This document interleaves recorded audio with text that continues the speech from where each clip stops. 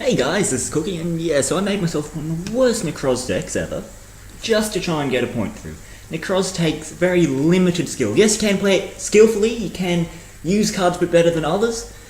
However, against anything other than a mirror match, Nekroz are too overpowered, and they really need to be hit by the ban list. I made possibly what would be considered one of the worst Nekroz decks, yet I went 10 to none. I didn't lose a single game, except for the one that I quit to begin with because I completely forgot to stick in any of the Nekroz ritual cards, but that's beside the point.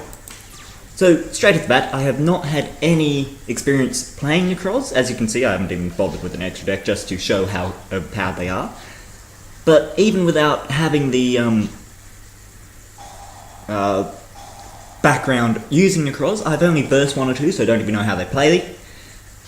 This deck is overpowered. This guy was really nice. He was talking to me, telling me, yes, they are overpowered, rah, they should be hit by the ban list. But my main question is, why? Why are they allowed cards like Grynik and Trishula when the Synchro versions have been completely banned? But yeah. So, yeah, obviously this is a misplay. I could have used this a bit more efficiently, but even then, with a misplay first turn, a major misplay at that, I didn't use it to its full effect, it's still an easy card, especially with this guy. So, yeah, pretty much all I did was I searched up Nekroz and Nekloz, because in Dev Pro they are still considered Nekloz, but yeah, I did get kind of lucky with double MST. It just destroys. As you can clearly see, I'll show you the deck after the 3 replays or so, and no, I didn't verse any real meta decks, but yeah. I just find it incredibly annoying that this is allowed in Yu-Gi-Oh! See, look, straight off the bat I get double search. I wasn't even reading the cards, I was going activate effect, but in real life I would be reading the cards going, oh, I can use do this, do that, do this. Yeah, straight off the bat, here's game. 4 turns. Never using the deck before. That shows how minimalistic amount of skill is required in this deck. So, let's have a look at another one. Hopefully I can find it. I do have quite a bit. Let's go game 3. Okay, so starting with double vanities, that is pretty good, I must admit. And I didn't even use release of rituals at all in the whole time I was playing. But yeah, even in this one where I don't even have a monster on board in first turn, yeah, I just found it incredibly irritating. What was I was versing Blackwings, which is still a pretty decent deck. Not meta, but still very decent. And yeah, again, no extra deck. I didn't change the deck whatsoever between games. These were just 3 games in a row, slightly getting better each one. Oh, you know, several games in a row, I should say. Yeah. Grynik to search out any... That's the main thing that I hate. You can use Grynik to search out any card you want, essentially. Any Nekroz monster.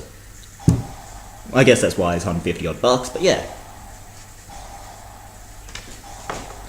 Using the vanities, everyone knows how to play use vanities, but yeah. Then I get rid of my own vanities, so then I can make a play next turn, essentially. But look, straight off the bat, not only can you be searched out with Roto, that's the most annoying, the strategist. Shrit, or whatever he's called.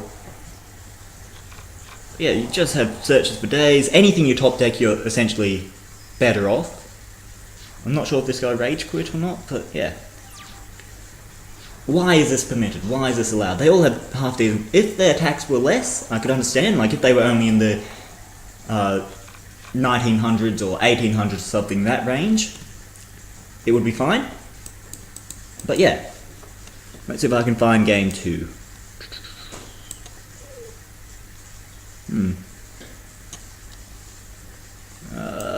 Disregard a lot of these names, they are quite interesting names, I must admit. But you get the general idea. They're too strong. I guess I'll show you the deck now to show you how annoying it is. So this right here, you can clearly see this is probably one of the worst ones. I only have at most 2 of each of the ritual cards. I'll just make sure it's all sorted. There we go. 2 of each of the ritual cards at most. Mathematician, I don't even know why I threw him in, I didn't use him at all, and release of rituals I never used, and they're meant to be 2 of the more better cards having this deck. I didn't even run a Manju of 10,000 hands, for crying out loud. But this guy right here, he is overpowered, especially when you combine it with Rotor, and I'm pretty sure, is it the mirror that can search him out? No, it's one of the cards that can search him out. It's really irritating. Or is that his effect that he can... I don't know, but pretty much every time you had him in hand, you won instantly, no matter how you got him to hand. And I'm sure there's plenty of ways to get him to hand. You could even combine that with bloody, Summoner Monk. Summon him out on the field, then use any of the ritual spell cards. This deck is overpowered, and this is probably one of the worst ones to use. Worst, yeah. So, in my opinion, Nekroz should be hit heavily in the next ban list. I'm really thinking Strategist should be hit and taken down to 1. Trishula possibly at 2. Bryonic down to 1, definitely. So then they can only get 1 search out. Because essentially, draw into any of the ritual cards, and you can make any card you want, because you ditch it and you get to search. Bryonic especially is annoying, because you can ditch Bryonic to search for any of the cards that would better suit. So you could search for Trishula if they have 2 cards on the field. 2 cards in graveyard, 2 cards in hand, or whatever it is. It's 2 or 1. So I don't even know half their effects. Oh, 1, 1, and 1. Valkyrie, if you want to protect. Yeah, it's just super duper overpowered.